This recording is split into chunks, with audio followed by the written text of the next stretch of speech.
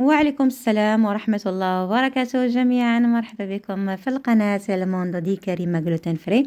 اليوم إن شاء الله غادي نشارك معكم بايلا بدون جلوتين. بصراحة كتجي رائعة وكتجي لذيذة بحال الشغل ديال المطاعم. بصراحة ما كاينش الفرق بين بين تاكليها على برا وبين انك تحضريها في البيت. هنا خديت الاخطبوط او كيف ما تنقولوا ليه حنا البولبو. غسلته مزيان، نظفته مزيان مزيان مزيان من الشوائب ديالو.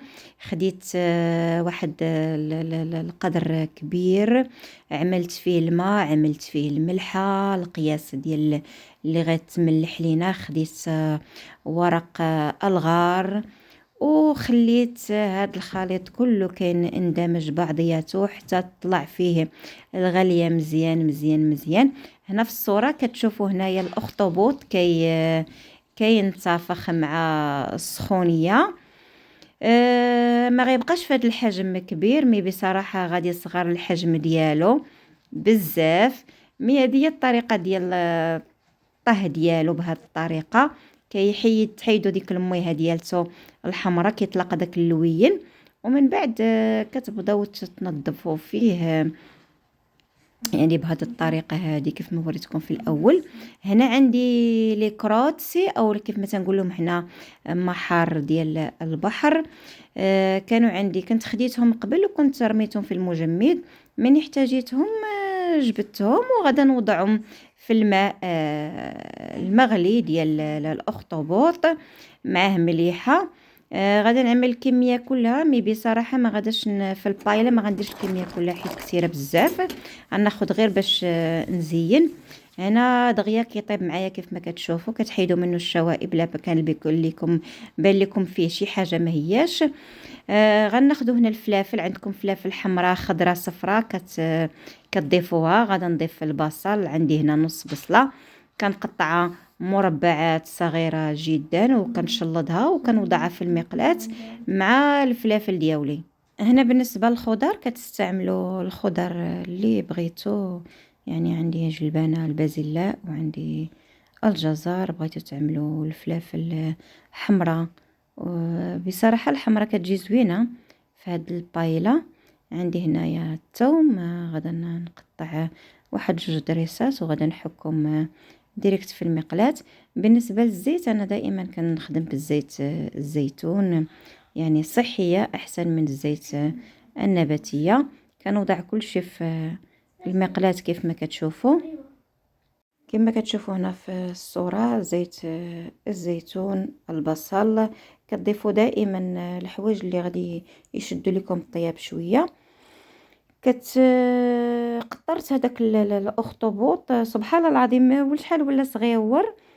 قطعته قطع صغيره، رققته، ولكن خليت الشكل ديالو طويل باش يبان في الماكله.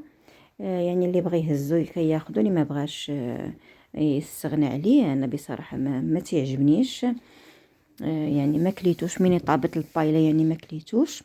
كتقطعوا بهذا الشكل هذه كما كتشوفوا. قطع هذاك الراس ديالو اللي في الوسط، قطعته قطع صغيره جدا جدا جدا باش يطيب معايا. وراه كيبغي الوقت بزاف في الطياب. هنا من بعد ما شحرت البصل مع الثوم، غدا نضيف الباقي المكونات.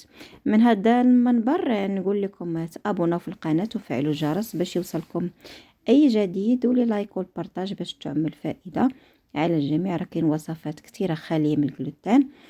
فهاد الاثناء ضفت الكركم، وضفت الملح الكافي، ضفت الجزر، ضفت البازلاء، ضفت الفلفل الاصفر اللي عندكم الاخضر والاحمر حتى وضيفوه. ضفت هنا الكزبره الخضراء وخليت هادشي كيتشحر مزيان. من بعد ضفت الاخطبوط كيف ما شفتوا هنا. راه كيف ما قلت لكم هنا راه قطعته قطع كبيره جدا باش يبقى باين، ولكن راني فرقته من الوسط باش يطيب معايا مزيان. هنا درت الفلفل الاحمر، اكيد خالي من الجلوتين. فلفل احمر حلو ماشي حار.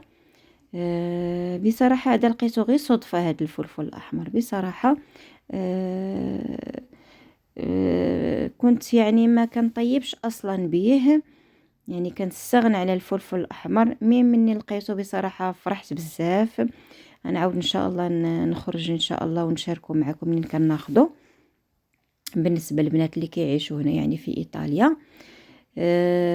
هنا خديت السمك الابيض، كان عندي في المجمد. ما جبتوش يعني في الاول لحظه، ولكن حتى لاخر لحظه باش انني جبته. كيف ما شفتوا انني عذبني في البروده، عذباتني البروده ديالته. صدقت شاده ديك الشبكه اللي تنحك بها